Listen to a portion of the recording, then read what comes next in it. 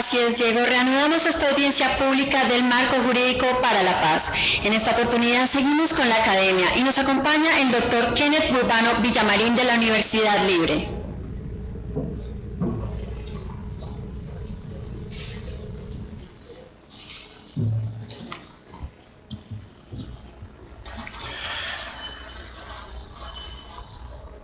Buenas tardes, honorables magistrados de la Corte Constitucional, distinguidos invitados, señoras y señores, les presento un respetuoso saludo. Muchas gracias por la invitación a esta audiencia. Tengo el honor de coordinar el Observatorio de Intervención Ciudadana Constitucional de la Facultad de Derecho de la Universidad Libre de Bogotá.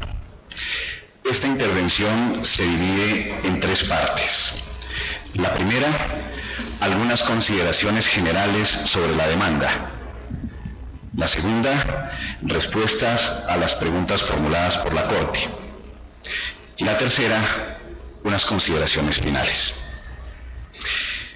Consideraciones generales de la demanda.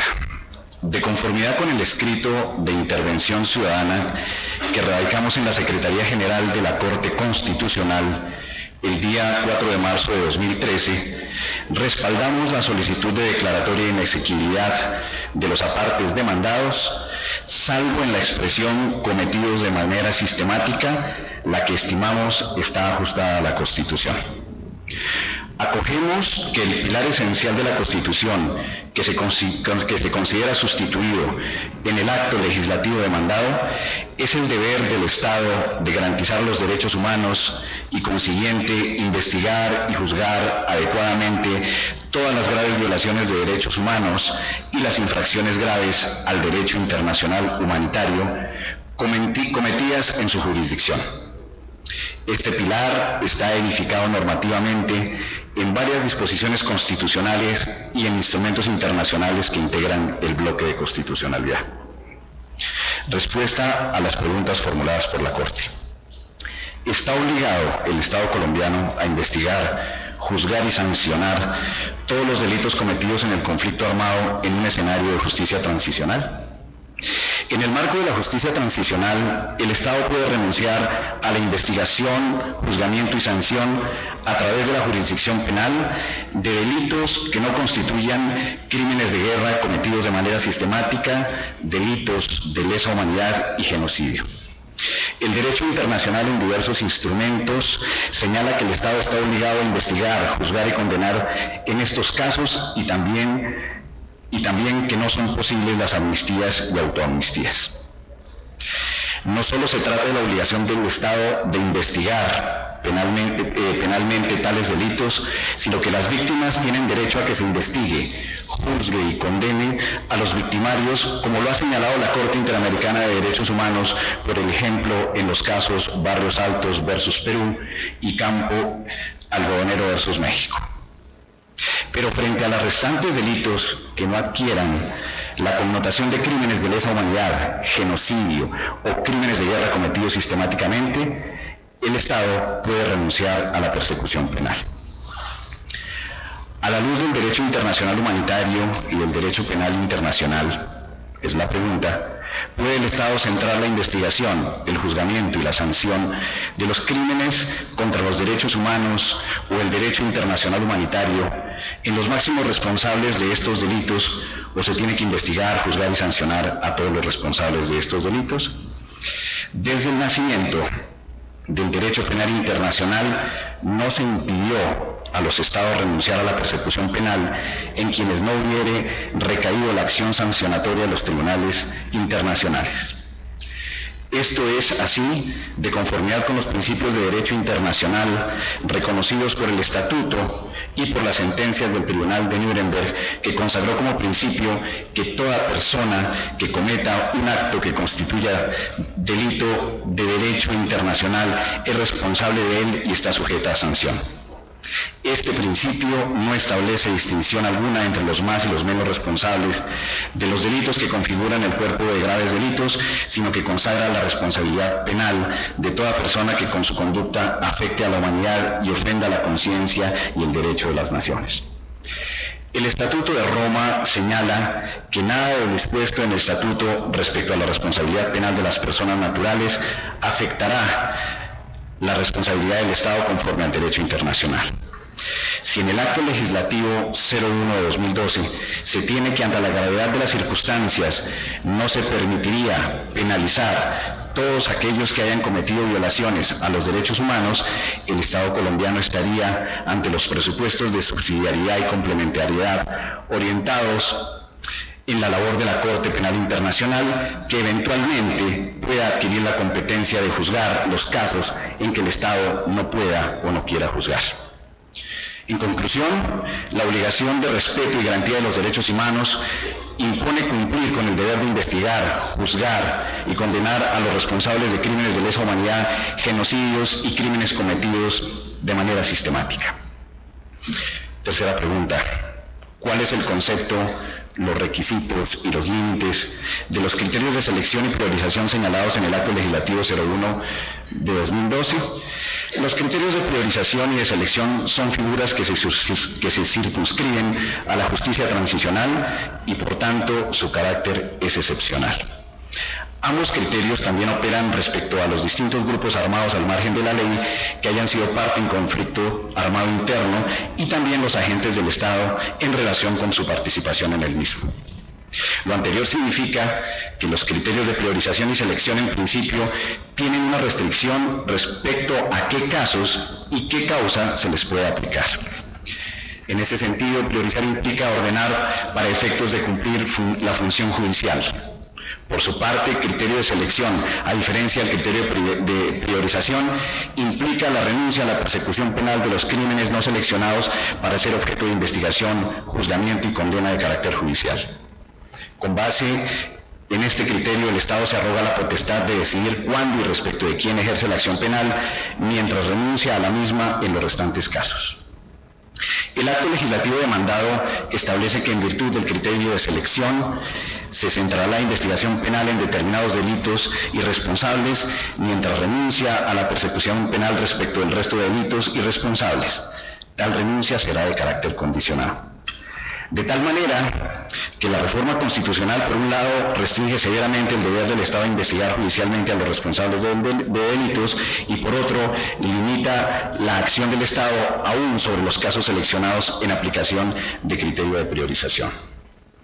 Para llegar a una conclusión respecto a los límites que deben tener los criterios de priorización y selección, cabe preguntarse si el Estado tiene la posibilidad de renunciar a la persecución penal de delitos conforme a instrumentos internacionales de protección de derechos humanos y derecho internacional humanitario.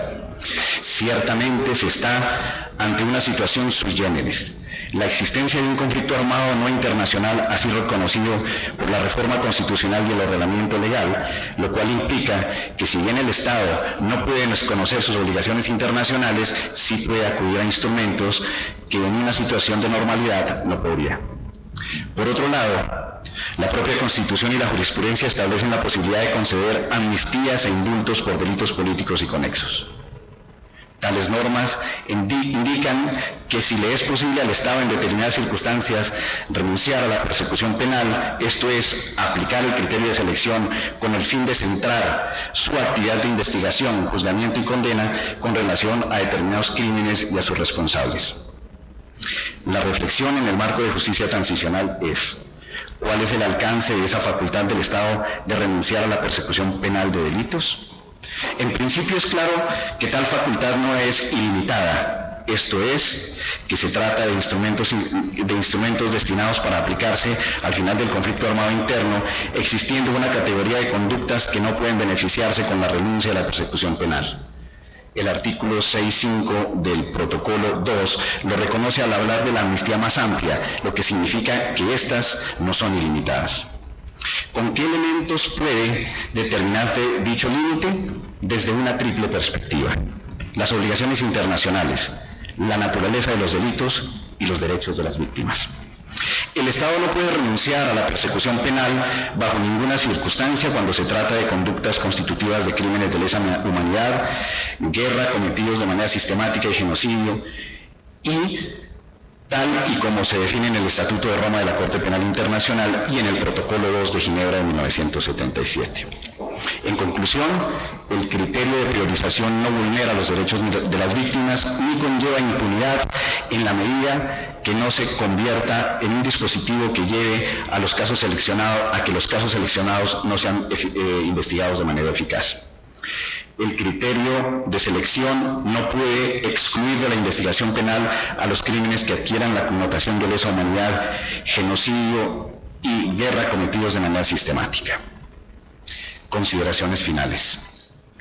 Como no solamente las valoraciones jurídicas son las que cuentan en la vida política de la sociedad, queremos manifestar que compartimos y apoyamos todas las acciones institucionales y de la sociedad civil que conduzcan al logro de la paz y la reconciliación a través de los procesos de negociación, insistiendo en las formas dialogantes. Hay que fortalecer la política criminal del Estado y mejorar el sistema de justicia. Se hace necesario un marco jurídico para la paz. La justicia transicional es una importante alternativa conforme al deber de garantizar los derechos humanos. Esto es, sin desconocer el acceso a justicia y el derecho a la igualdad.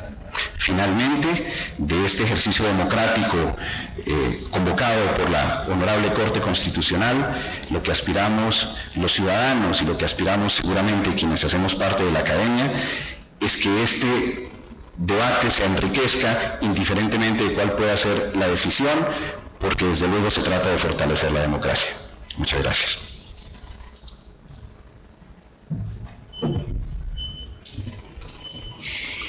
Continuemos conociendo las opiniones y respuestas hechas a las preguntas de la Corte Constitucional a los académicos. En esta oportunidad vamos a saber qué opina el doctor Néstor Osuna de la Universidad Externado de Colombia.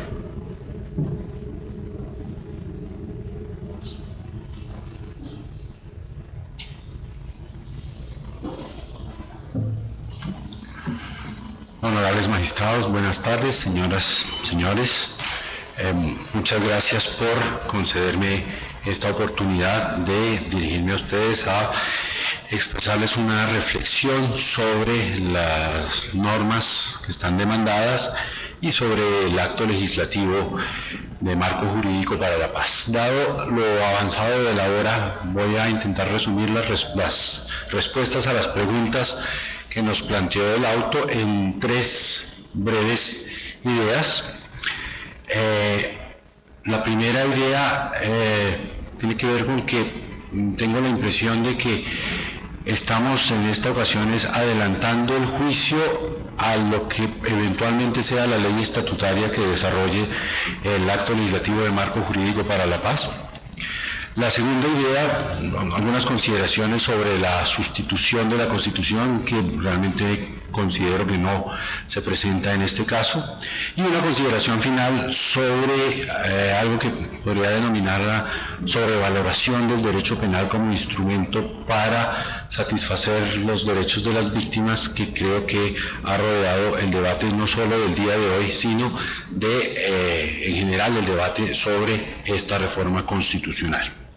En cuanto al primer punto, me parece en verdad que las disposiciones demandadas no excluyen por sí mismas la responsabilidad penal de ninguna persona ni la responsabilidad penal de ningún tipo de delitos. La reforma constitucional que la Corte tiene para su análisis y la demanda sobre la misma, pero sobre todo la reforma, lo que contiene es una delimitación de un campo de competencias en las que podrá actuar el legislador en colaboración con el gobierno y un marco de atribuciones que luego serán objeto de control en esta misma Corte y ante otras autoridades judiciales, es decir, que es una reforma constitucional que habilita competencias, pero que probablemente no contiene las normas que la demanda deduce que ella contiene. Efectivamente, no ha habido aplicación alguna aún de esa reforma constitucional, luego ni las leyes que allí se prevé que existirán existen, ni tampoco ha habido una aplicación judicial de disposiciones como para decir que las normas se han deducido ya de aplicación jurisprudencial. En ese sentido, probablemente la demanda está versando sobre unas reglas que los demandantes proponen. Por supuesto, la demanda me parece juiciosa y muy seria, pero esas reglas que los demandantes proponen son una posible lectura de la reforma constitucional, pero esta reforma constitucional lo que ha hecho es establecer que el legislador podrá establecer un marco de justicia transicional, y en ese marco es posible que haya unas determinadas criterios de selección, de priorización, unos mecanismos en general de justicia transicional, pero hasta que tales reglas no existan, pienso que probablemente estemos adelantando por eso un juicio de constitucionalidad que corresponde adelantarlo cuando se hayan expedido las leyes estatutarias. Precisamente al tratarse de ley estatutaria, pues tendrá un control automático de constitucionalidad, pero en la parte que es ley ordinaria, pues seguramente también habrá demandas que le permitirán a esta Corte resolver los cargos concretos. Entonces, digamos que ni gramatical, ni sistemática, ni lógica, ni históricamente se puede deducir que en las disposiciones demandadas haya exclusión de responsabilidad, sino que lo que hay principalmente son habilitaciones de competencias al legislador, al fiscal general, al gobierno nacional, y todas esas habilitaciones serán susceptibles de control por esta Corte y por otros jueces. La segunda idea que había anunciado tiene que ver con la posible sustitución que haya de la Constitución en esta reforma contenida en el Acto Legislativo 1 de 2012. Como les adelanté, tengo el criterio de que no se da tal sustitución de la Constitución, que estamos ante una reforma que no destruye ninguno de los pilares de la Constitución, que por el contrario contribuye a cimentar del mejor modo posible uno de los pilares que ha cojeado de nuestra Constitución, que es el de la paz y el de la plena vigencia de los derechos humanos. Pero diría, para detallar un poquito esa respuesta, que en general las medidas de justicia transicional en los países que las requieren, como es el caso nuestro, no son incompatibles con los regímenes constitucionales, sino que más bien son el medio para llegar a la plena vigencia de esas constituciones y de esos sistemas constitucionales, y que la reforma constitucional que hoy nos ocupa es un buen ejemplo de ello, que es el fruto de la experiencia, de la propia experiencia colombiana. Se ha hablado hoy mucho de la Ley de Justicia y Paz, pero también de la experiencia de otros países que han enfrentado violaciones masivas de derechos humanos, y algunos de ellos las han superado, y que han hecho transición, ya sea desde situaciones de guerra o desde situaciones de dictadura, hacia una situación de plena vigencia o de mejor vigencia de los derechos humanos y del sistema constitucional mediante esos mecanismos de justicia transicional. Es evidente que el Estado colombiano tiene la obligación de proteger los derechos humanos de todos los colombianos, de todas las personas residentes en Colombia, como lo dice textualmente la Constitución. Ahora, de eso no se colige de modo automático que sea necesario imponer sanciones penales absolutamente a todas las violaciones graves de derechos humanos y del derecho internacional humanitario. Al menos no se deduce como un pilar esencial de la Constitución.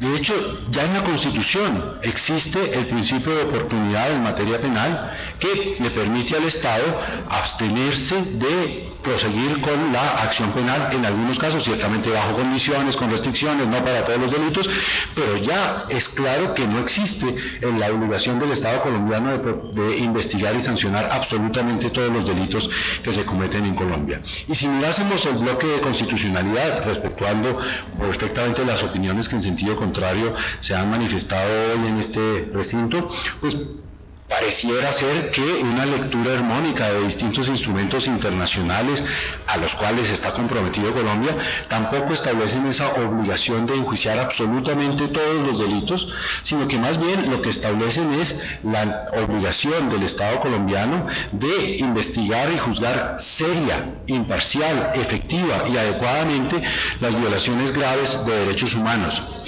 Y investigar seriamente quiere decir investigar con realismo, teniendo en cuenta las dimensiones de lo que es posible, de lo que se puede esperar de un sistema penal, de lo que se puede esperar de los mecanismos institucionales, económicos, del esfuerzo personal de los jueces, de los fiscales, de las autoridades, de la sociedad civil, y no hacernos promesas falsas, promesas imposibles de cumplir.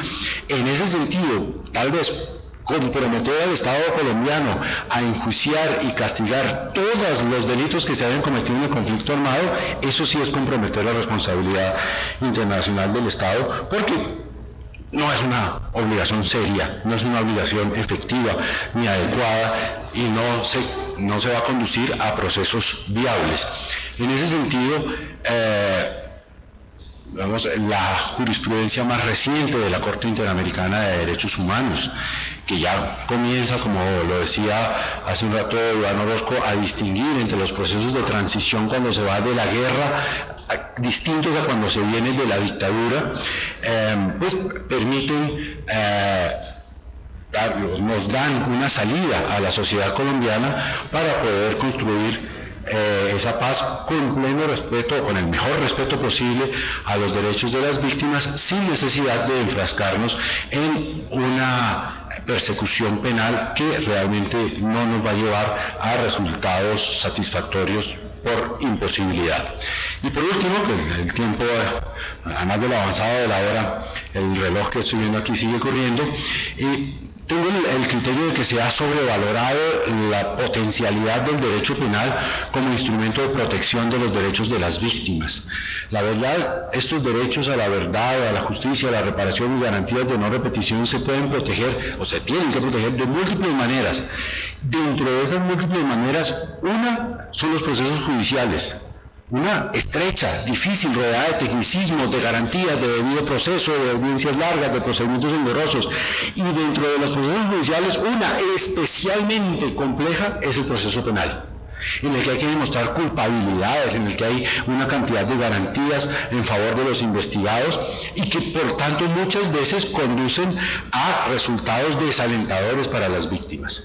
A lo mejor los derechos de las víctimas se protegen de modo mucho más efectivo, de modo mucho mejor con medidas no judiciales.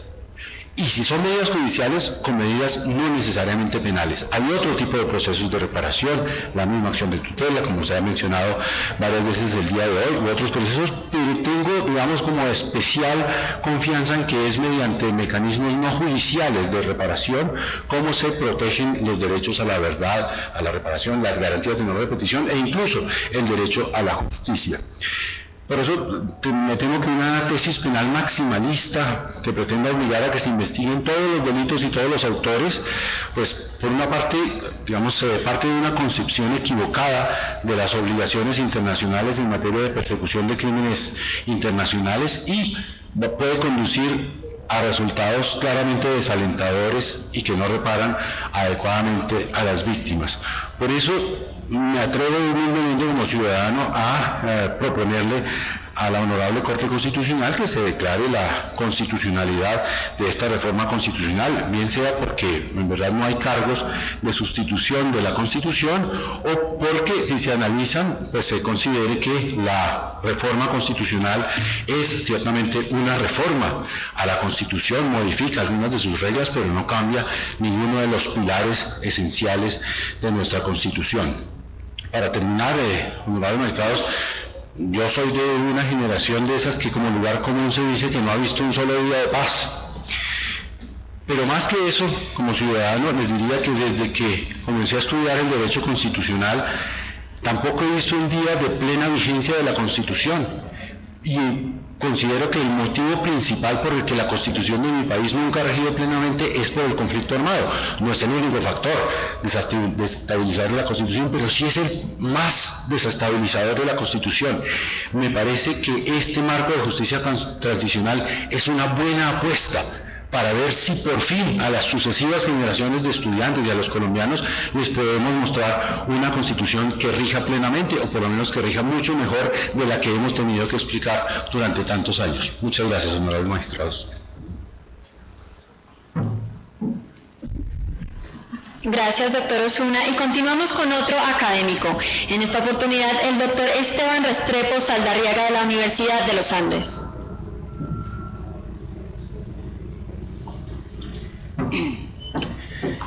Buenas tardes, señores magistrados, a los asistentes. Agradezco el honor de haber sido invitado a participar en esta audiencia pública, en donde represento a la Facultad de Derecho de la Universidad de los Andes. En la presente intervención defenderé la constitucionalidad de los apartes demandados del Acto Legislativo 1 del 2012, y para sustentar mi tesis principal, que consiste en mostrar que en contextos de justicia transicional y cuando se trata de garantizar los pilares básicos constitucionales de la paz y el Estado de Derecho, el Congreso de la República puede legítimamente expedir leyes estatutarias que, en primer lugar, establezcan criterios mediante los cuales la investigación penal se centre en los máximos responsables de la comisión de delitos atroces, y segundo, autoricen la renuncia condicionada a la persecución penal de los casos no seleccionados. Para sustentar esta tesis, mi intervención estará dividida en 4 partes. En primer lugar, debo reconocer que a estas alturas de la audiencia, pues decir cuestiones originales es un poco difícil, y lo que quiero hacer es ir señalando ideas importantes que están en mi intervención, pero que ya colegas académicos que me han precedido y que también defienden la constitucionalidad del acto legislativo han presentado. En primer lugar, pues por supuesto, en el presente proceso la demanda que lo inició desconoce por completo que el acto legislativo introduce por primera vez en la Constitución Política de Colombia la idea de justicia transicional. Tanto mi querida colega y amiga Camila de Gamboa como Vanessa plantearon de manera importante lo que significa la justicia transicional. Yo no quisiera extenderme en este punto y simplemente quisiera derivar 2 ideas claves que me parece que son importantes a efectos de hacer un juicio de sustitución de la Constitución y que se derivan de la noción especialísima y particularísima de justicia transicional.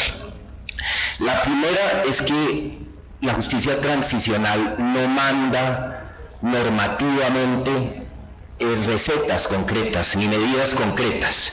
Cada fórmula transicional debe ser diseñada de conformidad con las circunstancias históricas de cada transición, el conflicto específico del que se busca transitar hacia la plena vigencia del Estado de Derecho. En esta medida, la justicia transicional es un concepto eminentemente político, en el que debe ser perfilado, las medidas específicas deben ser perfiladas, diseñadas, con una gran creatividad e imaginación institucional. En el caso colombiano, eso lo hizo el Congreso de la República al expedir el Acto Legislativo 1 del 2012. Y en esa medida podríamos decir que el Acto Legislativo 1 del 2012 constituye lo que podríamos denominar la fórmula o la cláusula de justicia transicional de la Constitución Política de 1991, que tiene una particularidad que es distinta, a mi juicio, a otras experiencias transicionales en el mundo. Si uno examina las experiencias transicionales históricamente, casi todas han implicado la expedición de una nueva constitución.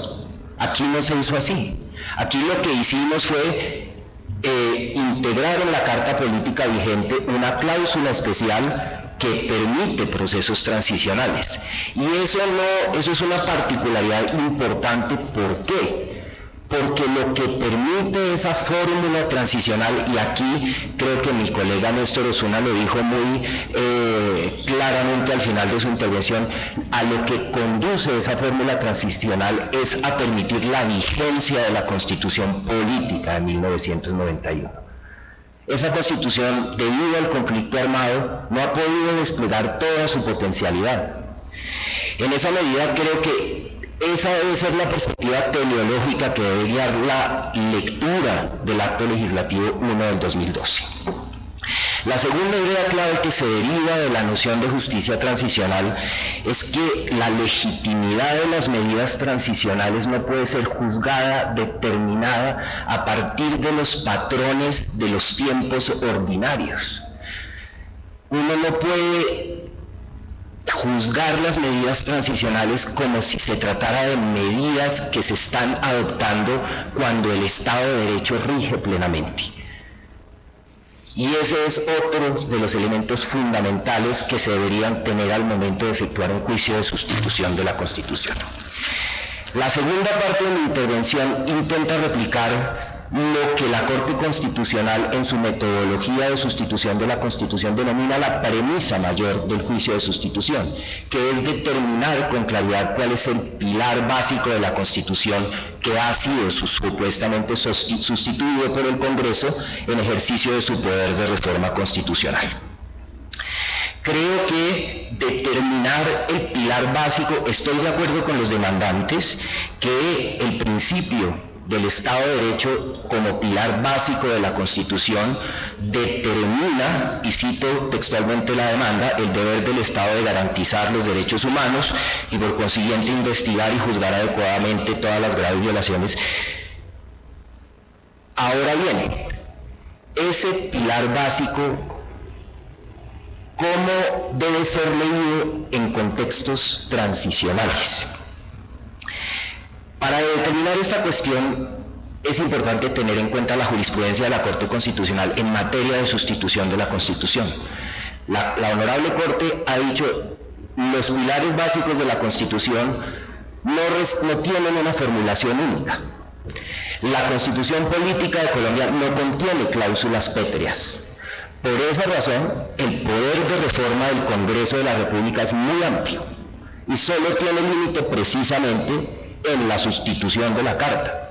Pero ese poder de reforma, y cito textualmente a la Corte, debe poder adaptar a nuevas realidades políticas, a nuevos requerimientos sociales y a nuevos consensos colectivos la Constitución Política para que ésta pueda seguir rigiendo. Y esa es la perspectiva a partir de la cual debe determinarse el alcance de un pilar básico de la Constitución. A la luz de estos supuestos y de la idea de justicia transicional, ¿qué ocurre con el pilar que según los demandantes ha sido infringido por el acto demandado? Yo creo que aquí ocurre una situación particularísima que según mi lectura de la jurisprudencia sobre sustitución de la Constitución, por primera vez la Corte va a tener que efectuar un juicio, una especie de ponderación en el nivel de la sustitución. La ponderación entre principios a valores es propia del control material de las leyes, pero aquí se está hablando de que se ha afectado un pilar básico que efectivamente podríamos decir se le han hecho unas modificaciones, pero ¿por qué se han hecho esas modificaciones? Uno, para que ese propio pilar básico, el principio del Estado de Derecho, rija en el futuro. Hoy, en el momento de la transición, de alguna manera se establecen unas limitaciones, pero esas limitaciones son temporales propias de la transición para que en el futuro ese propio pilar básico siga rigiendo. Segundo, como lo han mencionado la gran mayoría de los intervinientes, la Constitución Política de Colombia tiene un pilar básico igualmente importante que tiene la misma jerarquía normativa que el que los demandantes señalan, que es la paz. La Asamblea Nacional Constituyente fue una Asamblea Nacional Constituyente de la paz. La paz es un eje transversal a toda la Constitución. Ahora bien, ¿qué ocurre cuando un acto legislativo afecta a uno de los pilares básicos, pero esa afectación tiende a que ese propio pilar básico rija en el futuro plenamente, pero adicionalmente para que otros pilares básicos rijan plenamente? Creo que mi lectura de la jurisprudencia en materia de sustitución de la Constitución plantea ese novedosísimo tema a la consideración de la Corte. Esa especie de ponderación a nivel de pilares básicos de la Constitución Política de Colombia. Ahora bien, claramente existen límites al poder de reforma de la Constitución. Y en el presente caso, se ha invocado no solo la Constitución Política, sino el bloque de constitucionalidad, como límite al poder del Congreso de la República de reformar la Constitución Política. En este punto también creo que varias de las personas que me antecedieron lo han dicho. Creo que el uso que se hace en la demanda para decir que el Congreso excedió su poder de reforma constitucional y sustituyó a la Constitución porque vulneró el bloque de constitucionalidad, creo que es un uso errado del derecho internacional, pero sobre todo creo que tanto en la demanda, pero sobre todo, por ejemplo, en el concepto del Procurador General de la Nación, el derecho internacional al derecho internacional se le atribuye un carácter supraconstitucional, como si el constituyente derivado colombiano estuviese jerárquica, digámosla, como si la constitución política de Colombia fuera jerárquicamente inferior al derecho internacional. En reiteradísima jurisprudencia ustedes han dicho que el control el control de sustitución es distinto al control material y que cuando se invoca el bloque no puede ser nunca para atribuirle al derecho internacional un carácter supraconstitucional. Y a mí me da la impresión que muchos de los argumentos que están tanto en la demanda como en las intervenciones que la apoyan son de esa naturaleza. Ahora bien, y en gracia de discusión, digamos que si existe o no existe esa obligación internacional de perseguir a todos los responsables de delitos atroces. Yo creería que, como lo han dicho varios de mis antecesores, existen razones importantes que militan en contra de esa conclusión.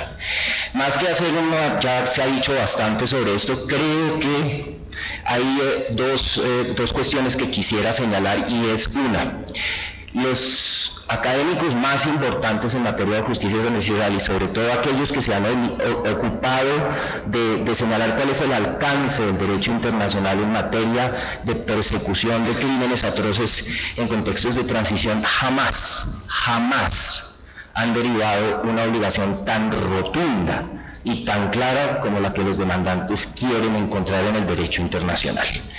La profesora Diana Orenblischer, importantísima, que ha escrito dos artículos claves, uno en el 91 y otro en el 2007, ha sido relator especial de las Naciones Unidas en este tema, ha dicho: el derecho penal en contextos de transición es muy especial, es un derecho penal transicional, que no puede ser el mismo derecho penal de los tiempos ordinarios, que mira hacia el pasado para retribuir y mira hacia el futuro para disuadir. Es un derecho penal que debe concebirse como un instrumento propio de la transición. Y de alguna manera las recomendaciones de la profesora Orenblischer van un poco en el sentido del acto legislativo, en el sentido de que el derecho penal transicional debe ser un derecho penal que de alguna manera se centre en los máximos responsables, en procesos penales muy especiales que tengan la potencialidad de de revelar la verdad al máximo posible y que de alguna manera operen como forma de reparación a las víctimas. Segundo, creo que las reglas de la Corte Interamericana de Derechos Humanos que se han invocado acá han sido acerbamente criticadas por académicos que no son precisamente, que son bastante demócratas, como el profesor Roberto Gargarella, quien recientemente escribió un artículo muy interesante criticando el fallo Hellman contra Uruguay, en el cual la Corte Interamericana de Derechos Humanos echó para atrás una ley de amnistía uruguaya que había sido refrendada por 2 consultas populares a la ciudadanía. Él dice que, digamos, si se tiene en cuenta un principio de soberanía popular, esa regla de derecho internacional es completamente inaceptable. Y segundo, aquí se ha elevado varias veces ya el voto concurrente del juez Diego García Sayán en el caso de las masacres del Mozote. Pero lo que, más que un voto concurrente, que lo que muestra es que al interior de la Corte Interamericana de Derechos Humanos parece estarse produciendo un nuevo balance que criticaría la rotundidad de esa regla. Lo que hay que ver es que la Corte ha ido evolucionando hacia distinguir, como dijo mi colega Néstor Osuna, los distintos escenarios transicionales. Me quedan tan solo 20 segundos y simplemente querría terminar con señalarles que una lectura sistemática y teleológica del acto legislativo, particularmente su particular esquema de división de poderes, de articulación, de colaboración armónica en la producción de las leyes estatutarias mediante las cuales se producirán las medidas transicionales específicas, clarísimamente refleja esa idea de que la justicia transicional es experimental y de que los tres poderes públicos, en la medida en que son leyes estatutarias, participarán. Creo que entonces concluyo diciendo que a partir de esas consideraciones solicito a la Corte que se declare la exequibilidad del acto. Gracias.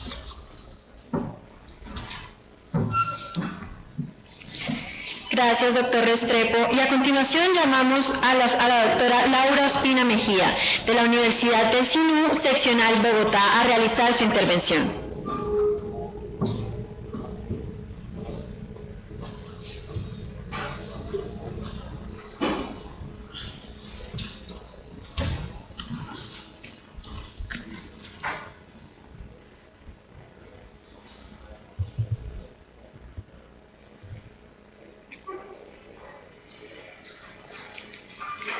Buenas tardes a todos los asistentes. En primer lugar, quisiera agradecer a la Corte Constitucional y al magistrado ponente por la invitación efectuada a la Universidad del SINU, Extensión Bogotá, para intervenir en esta importante audiencia. Para efectos de responder a las inquietudes que surgen de la demanda instaurada contra algunas expresiones del Acto Legislativo 1 de 2012, se hace necesario tener en cuenta que dichas expresiones hacen parte de un diseño de justicia transicional, como se desprende de su propio enunciado. De manera que para comprender su verdadero sentido y alcance, es necesario que la interpretación de las expresiones en cuestión se hagan dentro de ese marco conceptual. La justicia transicional hace referencia a un concepto especial de justicia, de carácter excepcional y transitorio, aplicado a países que viven periodos de transición de un estado de conflicto armado interno o grave crisis a un estado de paz y estabilidad. Según la definición de las Naciones Unidas, el concepto de justicia transicional alude a diversos procesos y mecanismos implementados por una sociedad para tratar de hacer frente a crímenes masivos cometidos en el pasado con el fin de establecer responsabilidades, impartir justicia y permitir la reconciliación. La Corte Constitucional ha acogido esta misma definición y ha precisado además que se trata de situaciones de excepción frente a la aplicación de instituciones penales corrientes y que en el marco de una justicia transicional para la consecución de la paz podría aceptarse incluso el otorgamiento de beneficios a autores de graves delitos que se desmovilicen voluntariamente. La justicia transicional, como lo diría la doctrina, posee un carácter anormal, temporal, que implica estándares tanto en materia de investigación como de reparación o de represión que no pueden ser aquellos de un periodo normal u ordinario.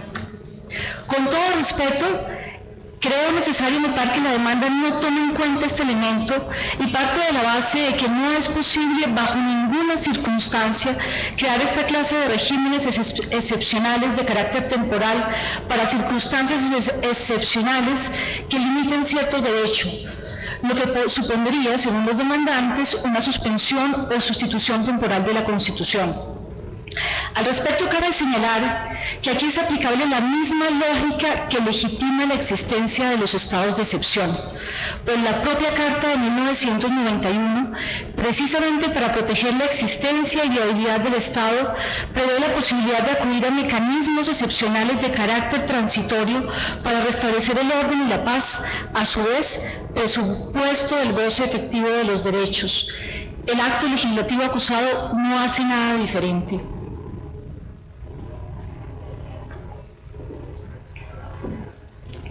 Ahora bien, es necesario tener en cuenta que la justicia transicional comprende un espectro más amplio al de la mera actividad judicial, pues si bien compromete los mecanismos tradicionales de esta índole, comprende asimismo otros no judiciales que también irían dirigidos a lograr los fines de justicia, verdad, reparación y no repetición. El profesor Uquevi señala que la justicia tradicional, impartida por jurisdicciones, consiste básicamente en aplicar el derecho y resolver litigios. en tanto que la justicia transicional reposa en una serie de mecanismos que no solo dicen el derecho, sino que buscan la verdad, que no necesariamente tiene como fin condenar, sino más bien determinar las responsabilidades y reparar los excesos cometidos en el pasado. Así, por ejemplo, las comisiones de la verdad, como la prevista en el acto legislativo, cumplen un papel que va más allá de la lógica retributiva de la justicia tradicional. Incluso podría considerarse que la verdad bien puede aflorar más fácilmente en estas comisiones que en los estrados judiciales sometidos a los formalismos y limitaciones que distinguen su dinámica. La reparación también puede plantearse desde otros planos que no necesariamente la circunscriben al pago de una suma reconocida judicialmente a la manera de las indemnizaciones tradicionales, sino que se puede plantear otra especie de reparaciones, eventualmente administrativas, materiales o simbólicas, y no necesariamente de carácter individual, sino también de naturaleza colectiva, que incluso podrían implicar el rediseño de estructuras institucionales para que el Estado esté presente en aquellas regiones y poblaciones que fueron dejadas a su suerte durante el conflicto. No existe en realidad una enumeración taxativa de esta clase de mecanismos. En esto juega su papel la imaginación adaptada a las realidades particulares. Ya este acto legislativo señala el marco que deberá seguir el legislador al momento de expedir las normas estatutarias que lo desarrollen. Lo importante es que los mecanismos que se implementen sean idóneos, razonables y proporcionales para alcanzar la paz sin sacrificar desproporcionadamente la justicia. Y en su momento será este Tribunal Constitucional el que hará esa verificación.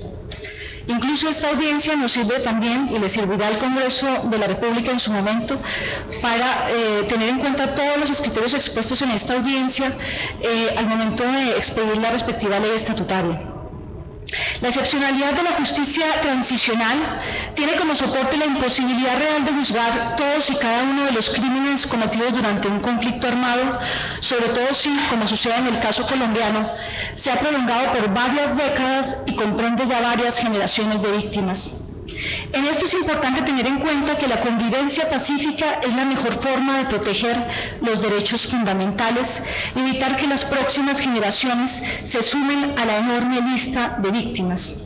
Afirmar que el Estado está en incapacidad de sancionar efectivamente la totalidad de las conductas punibles, dado el carácter masivo y sistemático que ellas han tenido, y afirmar que se hace necesario concentrar esfuerzos en los máximos responsables, no significa que se esté absolviendo o no sea objeto de reproche la conducta de la totalidad de los victimarios.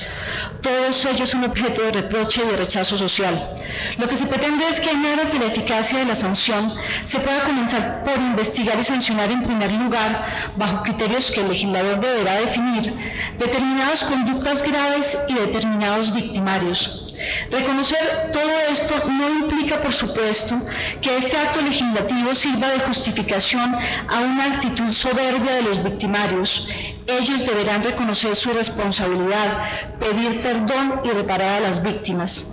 Esto es lo que espera la sociedad en un proceso de paz y así lo concibe el acto legislativo. Como lo recuerda el profesor Javier Philippe, lo que se plantea es si es posible que el contenido de un derecho fundamental constitucionalmente garantizado sea modulado en sus expresiones cuando se trata de resolver un conjunto de situaciones producidas en circunstancias excepcionales. Lo que aparentemente puede aparecer como inaceptable, dice este profesor, no lo es, cuando se examina el asunto frente a la complejidad de las circunstancias y la necesidad de adaptar el contenido de ese derecho fundamental a su eficacia. En este punto quiero resaltar que los demandantes parten de la base de que la sola posibilidad teórica de investigar y juzgar todos los delitos y a todos los criminales garantiza per se los derechos de las víctimas, pero dada la imposibilidad real de que ello suceda, los derechos de las víctimas quedarán en el papel. Los criterios de selectividad y priorización buscan, aún partiendo de la base de su imperfección, dado el peso de las circunstancias, que se concentran los esfuerzos y los medios disponibles en la investigación de los más graves crímenes y de los mayores responsables, sin perjuicio de que puedan ser investigados y juzgados otros responsables en la mayor medida posible, según las condiciones señaladas por el legislador, siguiendo el marco fijado en el acto legislativo.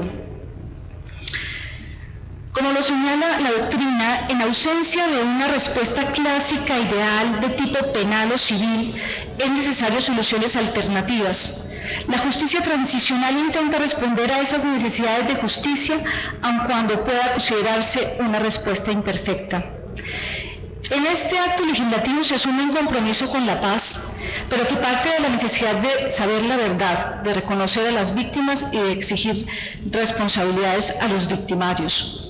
En cuanto toca específicamente con la finalización del conflicto armado interno, debe resaltarse que el voto concurrente del juez Diego García Sayán, tantas veces citado en esta audiencia, relacionado con la sentencia del caso Mozote, afirma que, y me permito leer estas consideraciones por considerarlas sumamente importantes, la solución negociada de un conflicto armado interno abre varios interrogantes sobre el juicio de ponderación de estos derechos, en la legítima discusión sobre la necesidad de cerrar el conflicto y poner fin a futuras graves violaciones de los derechos humanos. Los Estados tienen el deber jurídico de atender los derechos de las víctimas y, con la misma intensidad, la obligación de prevenir nuevos hechos de violencia y alcanzar la paz en un conflicto armado por los medios que estén a su alcance. La paz como producto de una negociación se ofrece como una alternativa moral y políticamente superior a la paz como producto del aniquilamiento del contrario. Por ello, el derecho internacional de los derechos humanos debe considerar a la paz como un derecho y al Estado como obligado a alcanzarla. De este modo, en ciertas circunstancias de tránsito de un conflicto armado a la paz, puede ocurrir que un Estado no se encuentre en posibilidad de materializar plenamente en forma simultánea los distintos derechos y obligaciones contraídas internacionalmente. En estas circunstancias, tomando en consideración que no se le puede conferir a ninguno de esos derechos y obligaciones un carácter absoluto, es legítimo que se ponderen de manera tal que la plena satisfacción de unos no afecte de forma desproporcionada la vigencia de los demás. Así, el grado de justicia al que se pueda llegar no es un componente aislado del cual se podrían derivar legítimas frustraciones e insatisfacciones, sino parte de un ambicioso proceso de transición hacia la tolerancia recíproca y paz. En el presente análisis es importante tener presente que no se está ante la circunstancia de imponer una victoria militar, sino que se trata de un proceso de conciliación que pueda hacer posible llegar a la segunda fase, que es la reconciliación justa y duradera, como lo expone Luis Joanny. Y como sucede en toda conciliación, esta comporta cargas que se asumen y concesiones que se hacen mutuamente las partes concernidas. Al respecto, debe tenerse en cuenta que los conflictos armados internos no surgen de la nada o aparecen por generación espontánea en el seno de las sociedades. Alguna disfuncionalidad ha debido engendrar la base del desencuentro social. Teniendo las anteriores consideraciones como marco de interpretación de las expresiones demandadas, consideramos, en cuanto se refiere a la investigación, juzgamiento y sanción de todos los delitos cometidos durante el conflicto armado interno, el acto legislativo no declina en forma absoluta e incondicional ese deber estatal.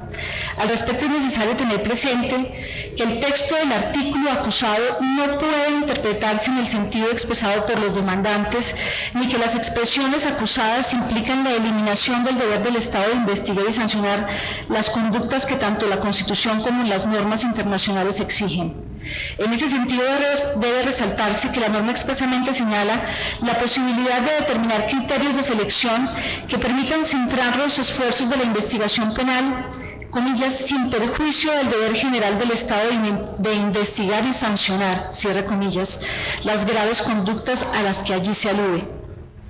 Asimismo, cabe resaltar que la norma autoriza la, comillas, renuncia condicionada a la persecución judicial penal de todos los casos no seleccionados, lo que muestra que en manera alguna se está dando patente de corso al legislador para cualquier cosa, al que se le advierte que en todo caso el tratamiento penal especial que pueda concebirse estará sujeto a precisos condicionamientos, en particular al reconocimiento de la responsabilidad, a la contribución del esclarecimiento de la verdad y a la reparación integral de las víctimas, elementos que serán el parámetro que servirá a la Corte Constitucional para hacer el control previo de constitucionalidad de las medidas que se llegaran a adoptar mediante ley estatutaria.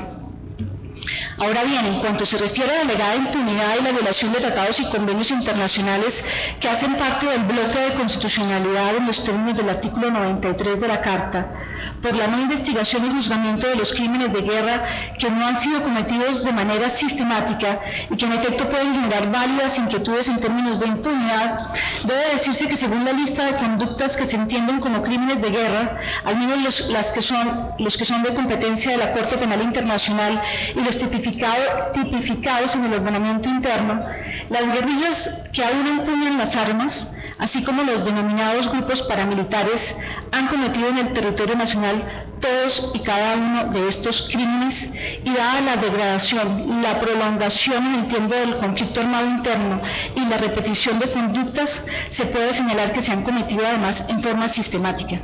Quizás el único delito que hasta ahora no se tiene noticia que hayan cometido los grupos armados en Colombia es el de experimentos biológicos en personas. De resto, han completado toda la lista de estos crímenes y se repite, todos los han cometido, incluso como una forma de estrategia militar, y como tal bien puede sostenerse que entonces han sido cometidos de manera sistemática. Así, de hecho, no podría por qué quedar impune la comisión de este tipo de delitos. Para terminar, quisiera señalar que más allá de no compartir el planteamiento de los demandantes, como ha quedado expuesto, y de solicitar a la Honorable Corte Constitucional que declare la exequibilidad de las expresiones demandadas por no estar ante una sustitución constitucional, entre otras cosas, porque la definición misma de constitución es la de ser un tratado de paz, lo que generaría que este acto legislativo reforzaría aún más ese concepto. Como decía, independientemente de que no compartan los argumentos expuestos en la demanda, debo resaltar que fue a través de ella que se abrió este debate democrático. Y obviamente por voluntad de la Corte, en la medida en que convocó a esta audiencia pública. Todo esto ha hecho posible este debate público y democrático sobre nuestro futuro como sociedad, ojalá en paz. Mil gracias.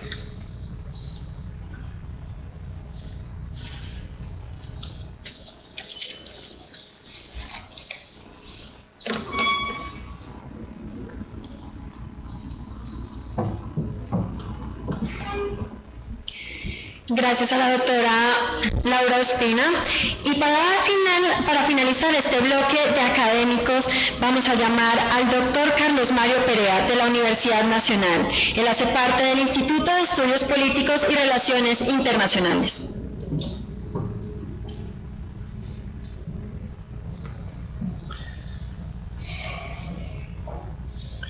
Señora magistrada, señores magistrados, agradecemos mucho el honor que nos hacen al hacernos esta invitación. Yo no soy abogado, de manera que no entraré en estas disquisiciones de la jurisprudencia, sino pensando más bien en que la gran tensión que atraviesa toda la reflexión que hemos tenido en el día de hoy es una tensión muy compleja entre la paz y la justicia. Y pensando en esa tensión, entonces hablaré de cada una de esas dos partes, comenzando por la parte de la paz. Y comenzando por la parte de la paz, haciendo una afirmación en el sentido de que en este momento la paz en Colombia es un imperativo ético-político. No dudaría en calificarlo de esa manera, no solamente por lo que entraña la paz misma en términos de un conflicto que tiene tantos años de duración, quienes calculan que este conflicto comenzó en los años 40 y que bajo diversas modalidades y de distintas maneras se ha prolongado hasta el día de hoy, quienes consideran por el contrario que comenzó en los años 60 con las guerrillas, comenzó en los años 70, en fin, en cualquier caso, estamos hablando no solamente de un conflicto que tiene una larga duración, sino estamos hablando de un conflicto de una enorme intensidad. Eso en sí mismo justifica la importancia de la definición y de la necesidad de construir la paz. Pero hay una cosa adicional que es sobre la que quiero reflexionar. Estamos viviendo un momento verdaderamente excepcional en el proceso, en el largo proceso de la paz en Colombia. En estos días, a propósito de un trabajo que estábamos haciendo en el instituto, teníamos el desafío enorme de construir una narrativa sobre los últimos 25 años de la historia del país. Y el desafío que se nos comenzaba por plantear es que nos devolvíamos a pensar la historia del país y naturalmente el hilo conductor parecía ser... ¿Me está sonando mucho o poco? ¿Me está sonando poco? ¿Mucho? Y el desafío que aparecía era que el hilo conductor de estos 25 años venía a ser el conflicto armado. Y lo que sentíamos era que no podíamos volver a caer en construir una narrativa que pasara y se centrara en el conflicto armado. No sin sorpresa nos terminamos encontrando que tan intenso como el conflicto armado eran los intentos de construir la paz en este país desde los años 80. La paz aparece desde los años 70, es un elemento que comienza a aparecer en los años 70, en un momento dado el ELN lo plantea, el M19 lo comienza a plantear desde finales de los años 70, Manuel Marulanda le envía una carta a Alfonso López diciéndole que si hacen una reforma agraria, ellos están dispuestos a entrar en un proceso de paz. Estamos hablando de la segunda mitad de los años 70. El proceso de la paz en Colombia comienza a convertirse en un problema de Estado desde inicios de los años 80 con el proyecto de Belisario Betancur. Belisario Betancur emprende este gran proceso de la apertura democrática que pasó con las distintas agrupaciones armadas por toda clase de arreglos y de negociaciones, la más fuerte de las cuales naturalmente fue la constitución de la Unión Patriótica que tiene la historia posterior, la historia tan compleja que tiene después. Pero después llegamos al periodo de Barco, y Barco entendió que el proceso de la paz tenía que pasar más por grandes reformas y emprendió un gran proceso de reforma constitucional, pero a mitad del periodo hizo una propuesta de procesos de paz. Esto lo vino a retomar el M19 a finales de la década de los 90, y luego viene la Constitución del 91, que es un gran proceso de paz, es un gran proyecto de paz, es un gran proceso colectivo por construir la paz, y en ese mismo momento vienen los procesos de negociación con el EPL, con el PRT, con el Quintín Lama. Después, Gaviria, de formulada la nueva Carta Constitucional, Gaviria entró en procesos de negociación con las FARC que pasaron por Caracas y Tlaxcala, que fueron muy cortos. Luego emprendió el proceso de la estrategia integral contra la violencia, que fue una definición del Estado en el sentido de emprender un proceso de fuerza y de guerra muy importante contra la insurgencia. Luego viene el periodo de Samper, que es un blanco. Es realmente, desde los años 80, es el único momento en que hay un blanco muy fuerte. Samper formuló una serie de proyectos y de cosas, pero que realmente no alcanzaron a tener ninguna trascendencia. Pero después nos encontramos con el proceso de Pastrana, que cubre casi todo su periodo presidencial, el difícil proceso del Caguán, y después nos encontramos con el proceso que emprende Uribe con una guerra abierta, hasta que llegamos al momento de Santos. Desde el año de 1982 no hay absolutamente una sola campaña presidencial que no haya sido construida alrededor de la paz. Todas las campañas presidenciales desde ese momento al día de hoy han tenido como eje fundamental, como eje de desarrollo central, el problema de cómo construir la paz en Colombia. En medio de este largo periplo por el que hemos pasado a lo largo de este tiempo, hemos construido toda clase de propuestas. En Colombia se han construido entregas incondicionales, como fue el caso del M-19, del Quintilamo, del PRT, del EPM, que no pasaron por ningún proceso de negociación de cosas fundamentales del Estado, sino pasó más por una entrega de las armas y una reinserción a la vida civil. Pero hemos pasado por procesos de negociación con las FARC en particular, se han emprendido procesos en distintos momentos, pero hemos pasado por amnistías, la que hizo Belisario Betancur, hemos pasado por indultos, hemos pasado por despejes, hemos pasado por guerra, hemos pasado por una constituyente, hemos pasado por toda clase de intentos y iniciativas de la sociedad civil, del Congreso, de los partidos, de fuerzas de la Iglesia, de fuerzas independientes como la Iglesia, de constitución de organizaciones de notables, en fin. Lo que quiero mostrarles con esto es, Colombia ha pasado por un largo proceso en el que ha hecho toda clase de intentos, pero frente a eso lo que quiero señalarles es, estamos viviendo un momento particular y singular de la paz.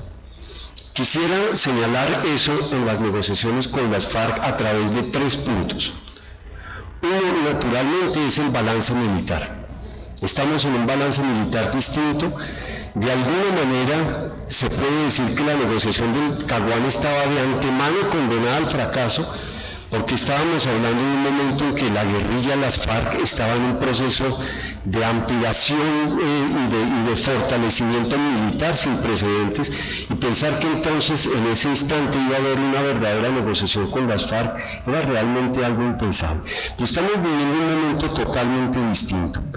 Como se ha trabajado en el instituto y en otros lados, en efecto las guerrillas están muy recluidas en sus zonas de retaguardia, en sus antiguas zonas de retaguardia, han sido sacadas de las zonas centrales de distribución económica y de presencia institucional y están realmente muy metidas, con excepción de unas pequeñas zonas que pasan por el Cauca y por Caquetá.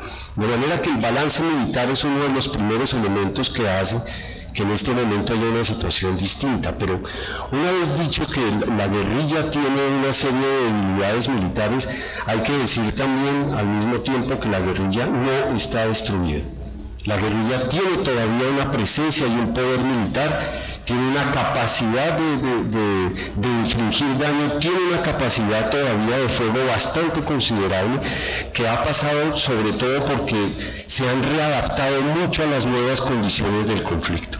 Pero primera condición, de todas maneras, estamos en un balance militar distinto. Segundo, utilizaría una palabra que es un poco difícil de usar en este caso, pero hay como una cierta obligación de las partes a negociar. Estamos en un momento en que, por razones que se han señalado aquí a lo largo de toda la discusión en el día de hoy, el Estado está obligado a negociar.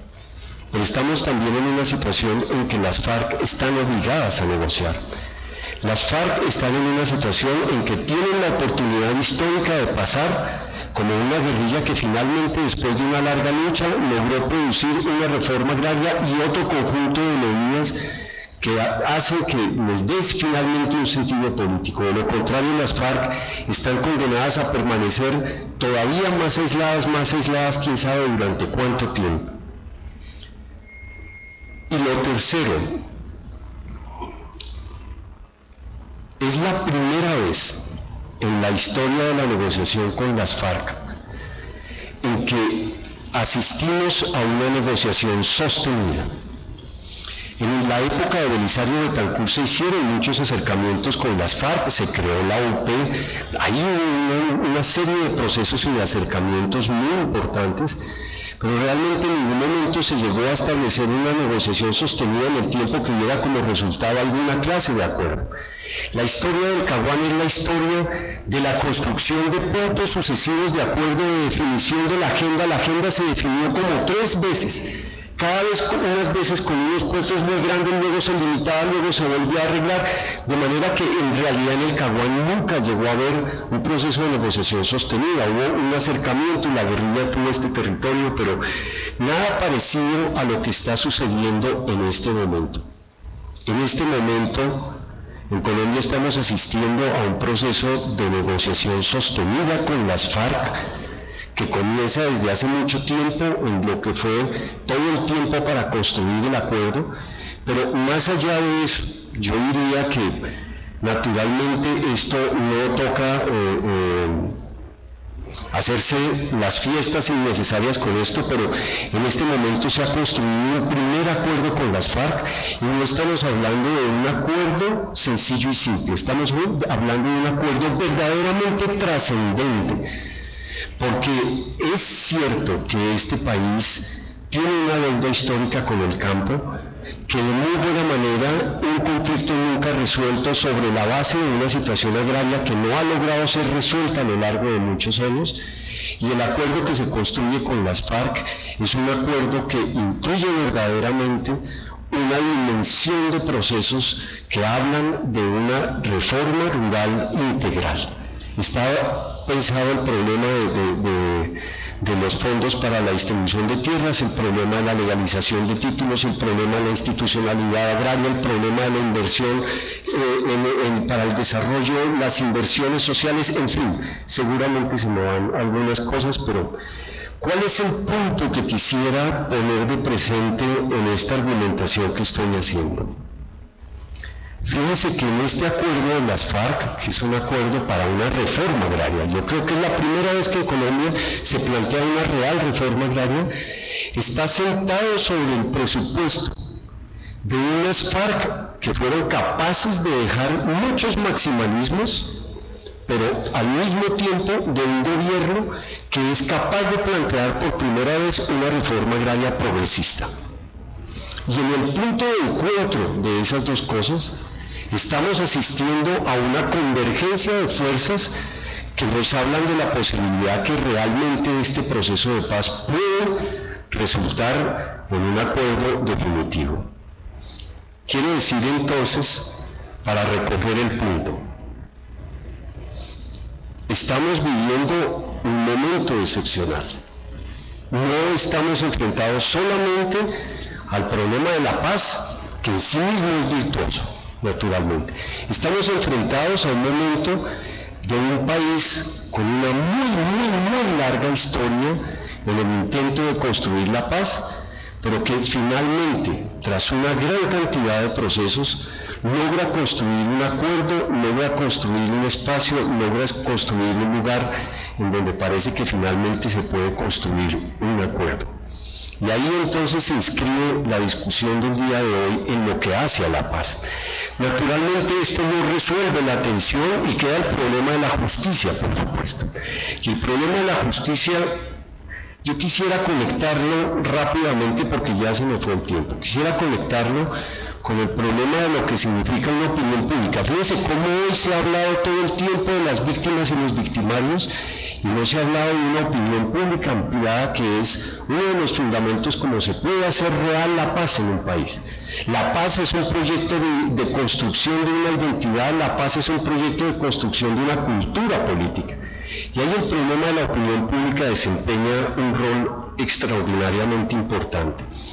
Queda la pregunta por la impunidad, pensando en la construcción de una opinión pública alrededor de este proceso. Queda la pregunta por la impunidad.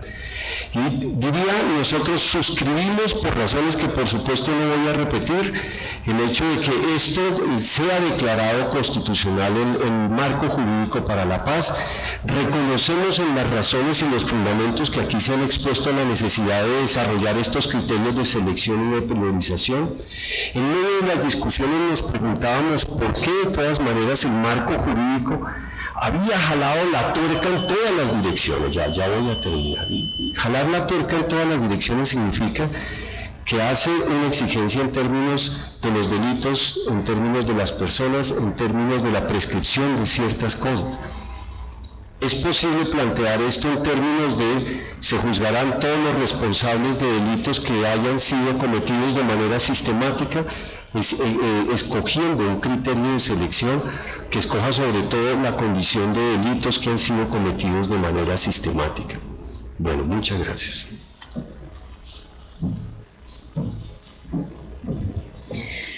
Bueno, luego de conocer la opinión de los distintos actores y académicos que han participado en esta audiencia pública, damos nuevamente la palabra al ciudadano demandante, al señor Gustavo Gallón.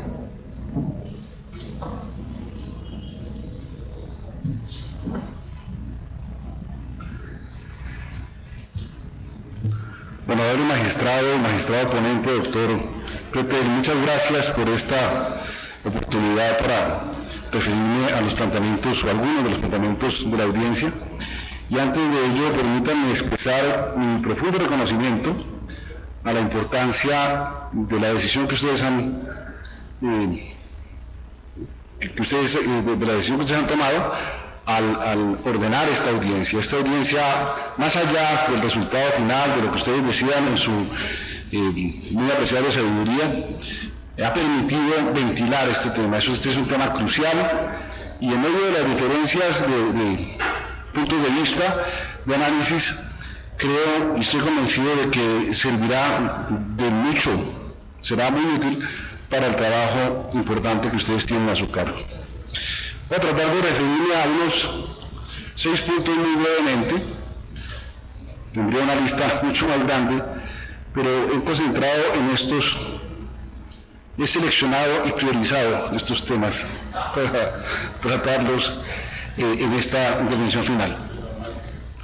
El doctor Palou nos calificó de maximalistas en su presentación y en algún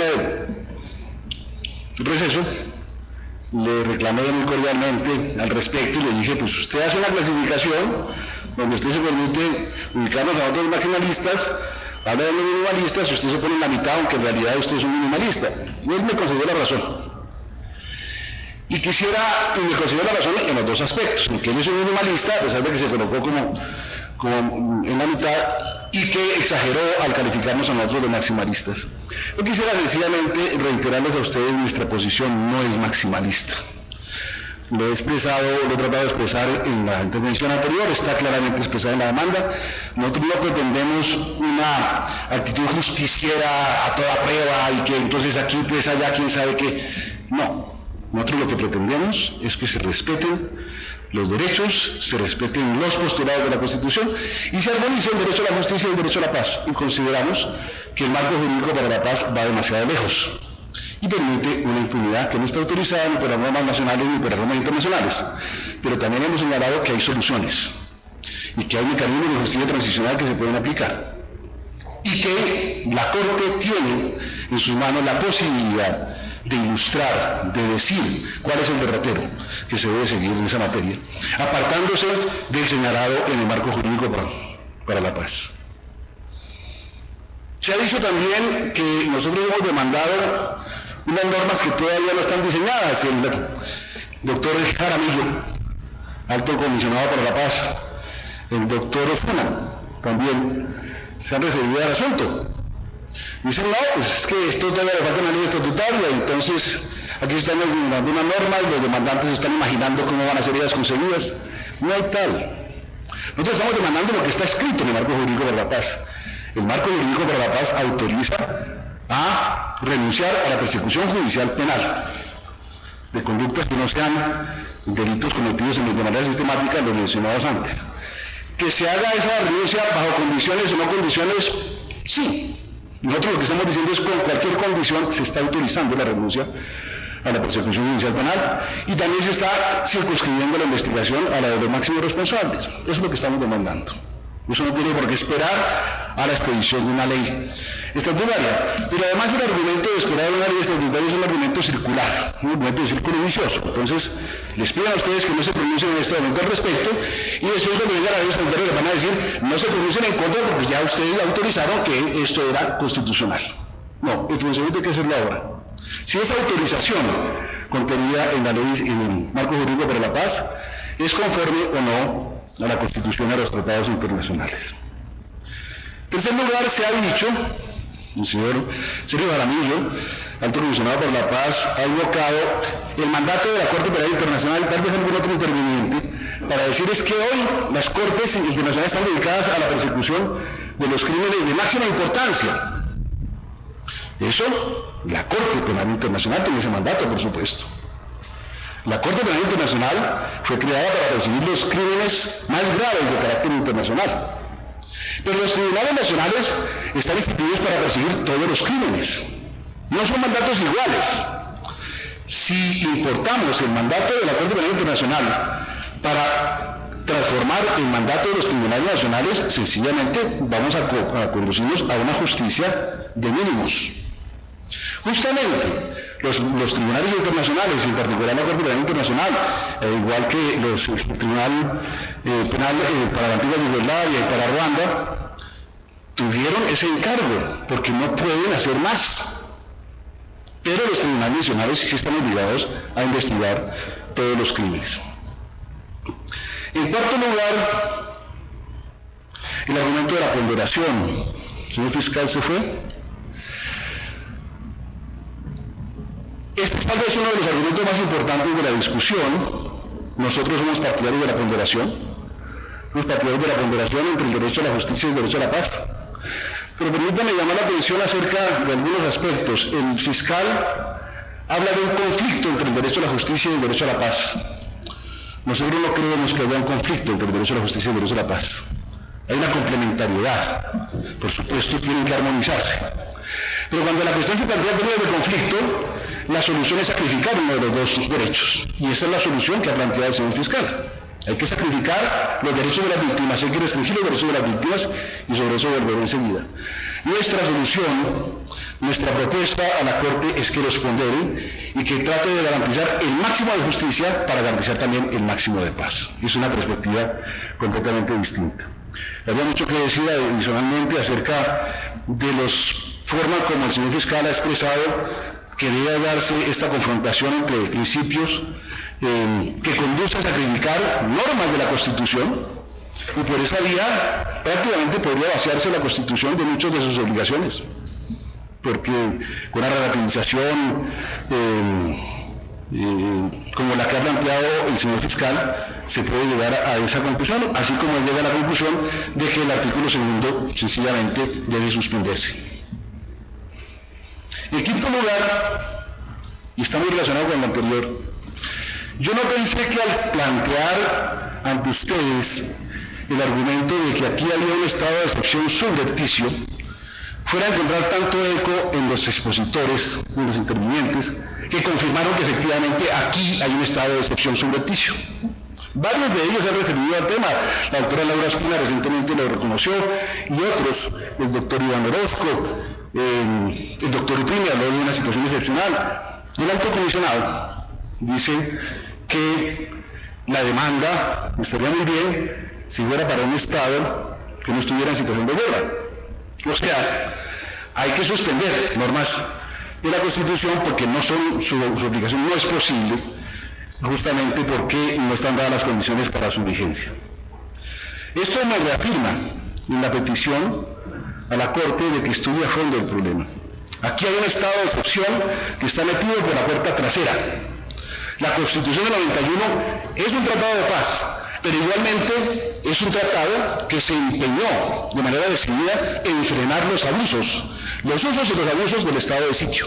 Y por eso estableció condiciones muy precisas en la Constitución al respecto. Y aquí, por la vía, sí, del Congreso, se está estableciendo un estado de excepción que no está conforme, que no es conforme a los lineamientos constitucionales. Y había mucho que decir al respecto, pero simplemente lo dejo anunciado. Y por último, y con esto termino, yo debo reconocer que el marco jurídico para la paz es una pieza jurídica inteligente, es ingeniosa,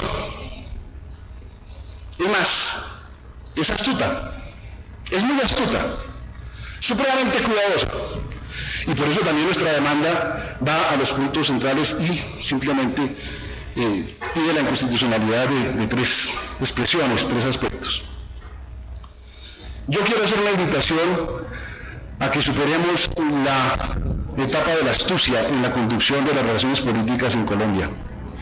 Nuestra dirigencia, la dirigencia colombiana ha sido muy astuta, y quizás esa astucia en el manejo de las obligaciones estatales nos ha conducido al estado en que estamos, a la situación de guerra que se quiere superar. Y esto viene desde la conquista. La legislación de Indias expedida por la corona española orientada a la protección de los indígenas fue rechazada por los conquistadores y por los encomenderos con la frase conocida: se obedece, pero no se cumple. Astuto. La revolución de los comuneros fue enfrentada en el 1778 con las capitulaciones que después no se cumplieron. Termino, doctor Petel, en un segundo. Astuto. La violencia liberal conservadora fue terminada con el plebiscito del 57, que estableció el Frente Nacional, del cual se excluyó a quienes no fueran liberales y conservadores. Astuto, pero ¿qué generó? Generó una exclusión política tremenda. Y aquí, ahora con el marco jurídico para la paz, se pretende excluir el artículo 2 de la Constitución y sus normas concordantes y la obligación de garantizar justicia con la idea de proporcionar la paz. Y por supuesto, el estado de excepción, a partir de la ley de los caballos, después de la Constitución del 86 con Núñez, en forma muy astuta, suspendió la vigencia de la Constitución. Yo hago una invitación a que superemos esa mentalidad de la astucia y que por el contrario se permita que las normas constitucionales se apliquen como ellas han sido concebidas. Y cuando la Constitución dice que las autoridades están instituidas para garantizar los derechos de todas las personas residentes en Colombia, eso se cumpla, sencillamente. Muchas gracias. Gracias, señor Gallón. Y a continuación damos la bienvenida a Todd Howland, Alto Comisionado de las Naciones Unidas para los Derechos Humanos en Colombia.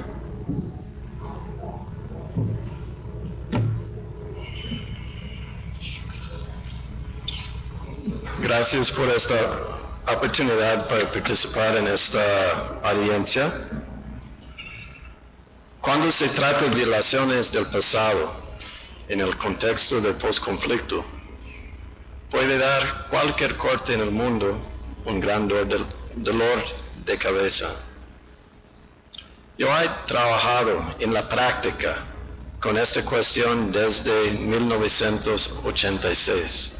Primeramente en El Salvador, después Etiopía, Ruanda, Angola, la República Democrática de Congo y ahora Colombia.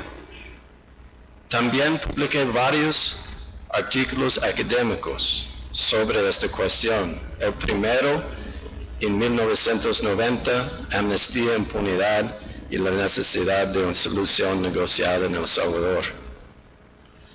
Yo pienso que es más útil de hablar sobre justicia post-conflicto que justicia transicional. Voy a explicar por qué dentro de mi intervención. Esta cuestión es llena de complejidad porque todavía no tenemos una idea de todas las acciones que el Estado va a tomar. Por ejemplo, una edición de la Ley de Víctimas y Restitución de Tierras y la Marco Jurídico por la Paz. Hay una mezcla de marcos legales, distintas presunciones, objetivos y visiones, y no todos están articulados. Pienso que es importante para la Corte ayudar a articularlos. No hay muchas buenas prácticas en el mundo. Hay poca jurisprudencia del sistema de Organización de Naciones Unidas y no mucho más del sistema interamericano en el materia de justicia post-conflicto y obligaciones de estados. Pero hay muchos expertos con opiniones distintas, como ustedes conocen muy bien. Solamente hace un poco más de un año, el Consejo de Derechos Humanos de Naciones Unidas nombró el primer relator especial sobre la promoción de la verdad, la justicia, la reparación y las garantías de no repetición. Ha publicado solamente un informe, por lo que su mandato no está bien desarrollado. Un parte de su trabajo es fomentar más claridad y desarrollar relacionado con el área, como la verdad, la justicia, la reparación, las garantías de no repetición, y que estos cuatro va a alcanzar dos objetivos importantes: a contribuir a la reconciliación y reforzar el Estado de Derecho. Voy a tratar dos asuntos solamente. Primero, el objetivo de derecho penal y sanciones alternativas. Es importante la articulación de los objetivos del derecho penal, ya que las finalidades de la sanción penal nacional y internacional son variadas. Hay fines retributivos, preventivos, disuasivos, rehabilitadoras y reparadores. Y normalmente los objetivos no son articulados.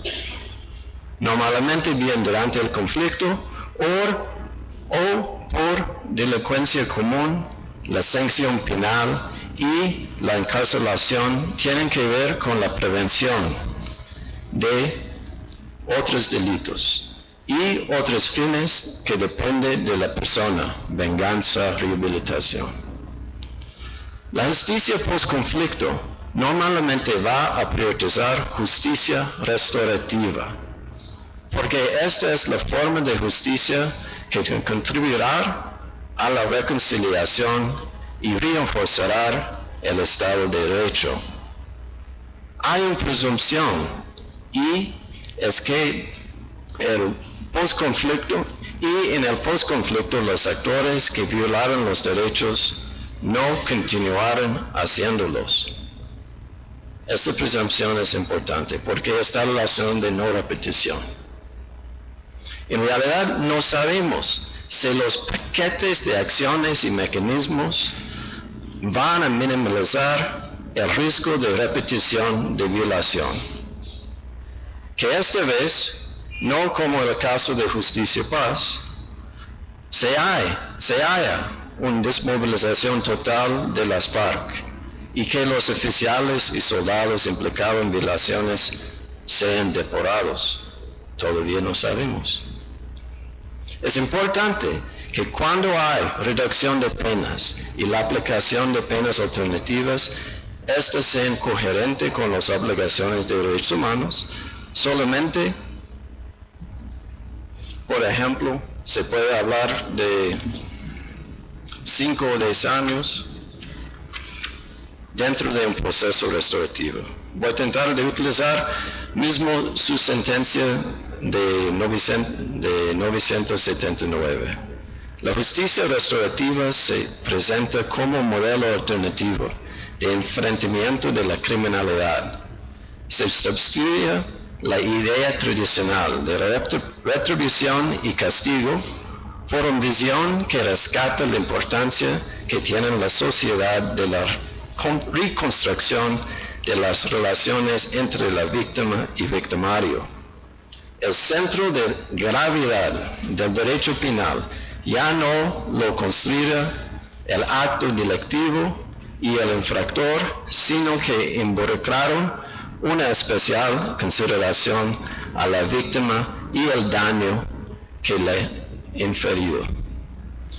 No es fácil de implementar un programa de justicia restaurativa tan ambicioso, pero si no se hace, no sé cómo pueda haber reducción de penas y penas alternativas en conformidad con las obligaciones de derechos humanos del Estado. El segundo tema que voy a tocar es el derecho de acceso de justicia y el derecho de paz.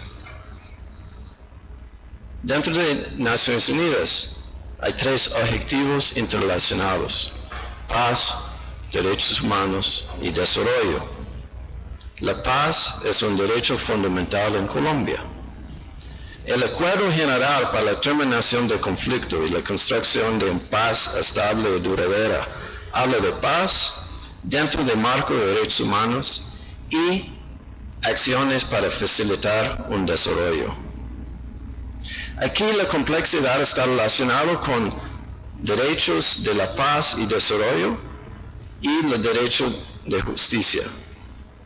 El derecho de paz y desarrollo son derechos colectivos y el derecho de justicia es individual. El objetivo no es de priorizar uno sobre el otro, pero de crear un mecanismo que pueda reforzar todos. Justicia en derechos humanos incluye justicia penal, justicia civil y justicia social. Entonces, con paz, se puede utilizar las violaciones del pasado para reforzar justicia penal, civil, social, para transformar la sociedad, para enfocar en la mejoría de las vidas de ellos más afectados por el conflicto. Si en realidad hay una gran inversión, que hay un programa restaurativo muy robusto, una gran parte de los portadores de derechos puede sentir un cambio. Muchos van a ser satisfechos con estos esfuerzos. Pero algunos siempre van a pensar que el paquete de acciones ser inadecuados y que ellos solamente van a querer justicia penal, no importa que su caso fue seleccionado o no. Este es un dilema real. No sabemos en realidad qué son la totalidad de las acciones del Estado y mismo de FARC van a tomar. Entonces no sabemos cómo instancias internacionales van a ver este esfuerzo colombiano. Puede ser un ejemplo creativo, en final, donde 80% de las víctimas son contentos con la justicia recibida, o se puede ser que van a encontrar muchos problemas en la implementación y 20% de las víctimas son contentos. En este momento no sabemos en totalidad de las acciones que van a ser tomadas, entonces es muy difícil para especular si este proceso va a ser en conformidad con estándares internacionales. Delimitación en la zona de acciones extrajudiciales es más relacionado de creatividad de limitaciones de derechos humanos. Por ejemplo, si los miles de casos que no van a ser seleccionados va por un mecanismo extrajudicial y hay un programa de servicio social y desarrollo que mismo hace un impacto, no sé que los portadores de derechos van a aceptar. Algunos sí, algunos no. Cuando llegué a Bogotá, hace 1 año y medio, durante mi primera conferencia de prensa, yo fui criticado para hablar sobre la preocupación de la subutilización, de la sobreutilización de justicia penal en contextos de posconflicto.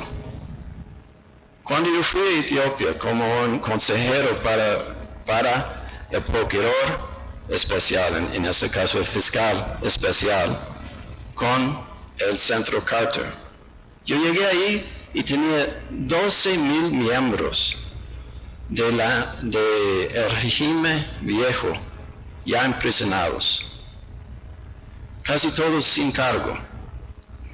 En 10 años, el Estado llegó de menos de 20 convicciones. Y estas 12,000 personas llegaron a ser un gran problema de derechos humanos, en razón de estar detenidos sin cargo y falta de un juzgamiento rápido. También casi todas las víctimas no fueron reconocidos, no recibieron compensación y no tenían esfuerzo para restaurar sus derechos. Sus historias no fueron contadas. De una dependencia exclusiva de penal justicia no funciona tan bien.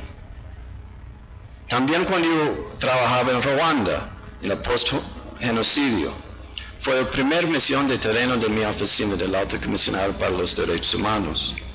Y parte de mi función fue de trabajar con el gobierno para desarrollar la respuesta del genocidio. Ahí tenía más de 110,000 personas detenidas y más de 1,000 víctimas.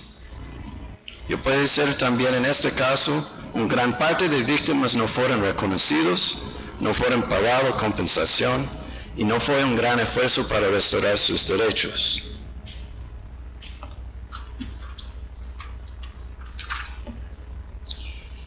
En Colombia se puede ser más de 5 millones de víctimas.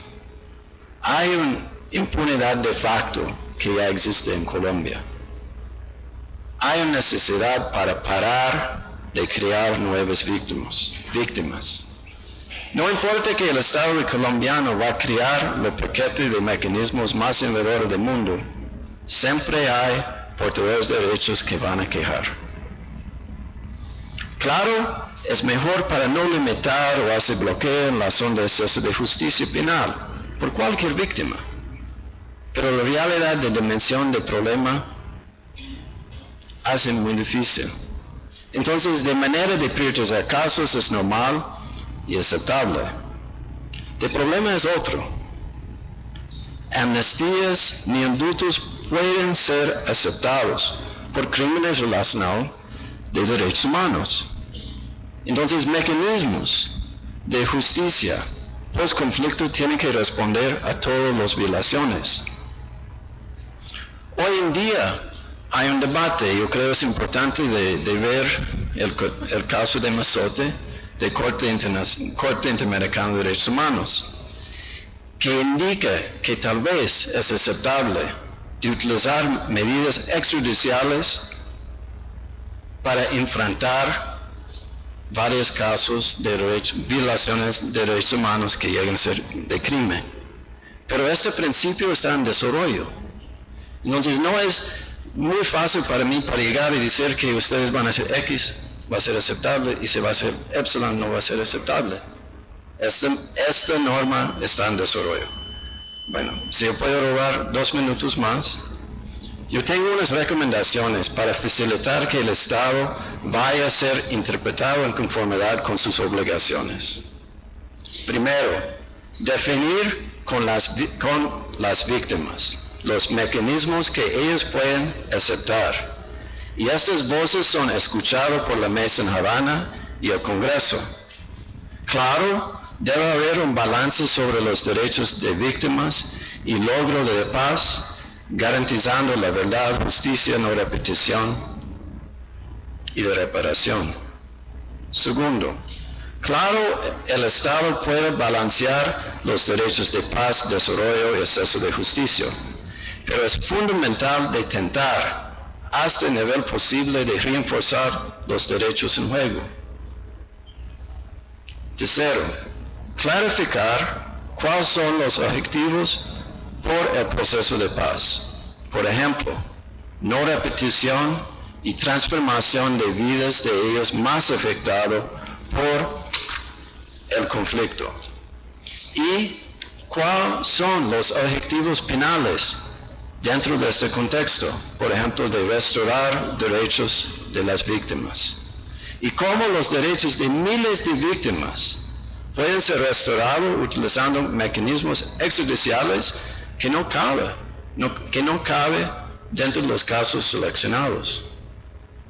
Cuarto, de seguir muy próximo si el paquete de acciones que el Estado va a tomar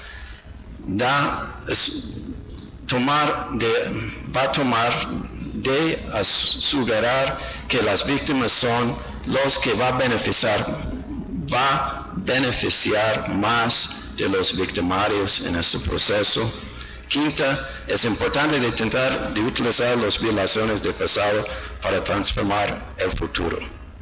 A pesar de todas las acciones del Estado hay portadores de derechos que van a quejar. De éxito de estas quejas va a ser relacionado con qué va a pasar y el impacto de estas acciones en realidad. ¿Se va o no transformar la vida de millones de víctimas del conflicto? Gracias por esta oportunidad.